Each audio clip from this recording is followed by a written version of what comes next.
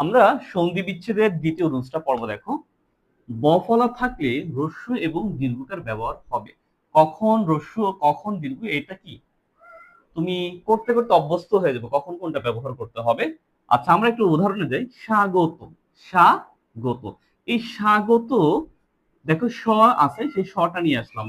এই স এর নিচে ব ছিল, সূত্র অনুসারে ব ফলা থাকলে হ্রস্ব অথবা দীর্ঘকার নিয়ে আসবা, আমরা হ্রস্বকার নিয়ে আসলাম।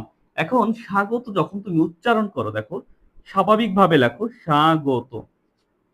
এখন এই যে যে আমরা এটা পাইলাম, এই আকারটা এইভাবে স্বাগত, স্বরে আকার কি উচ্চারণ হচ্ছে আকার। আহ সরোয়া, এটা আমরা সরোয়া বলি, স্বরে আ বলি। মোট কথা আমরা উচ্চারণের সময় অ বলি আর আ বলি। এইখানে আমরা স্বাগত যখন উচ্চারণ করতে যাই তখন আই আসে। সুতরাং এই আটা, মানে এই আটাকে আমরা এখানে নিয়ে আসবো। তারপরে গত, যা আছে তাই আমরা লিখে দিব।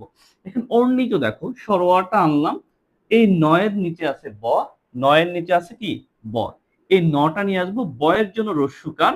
এখন এখন দেখো এই রস্যিকার আছে, রস্যিকারের ফুল মিনিং হলো এইটা, তাই তো, সেটা নিয়ে আসলাম।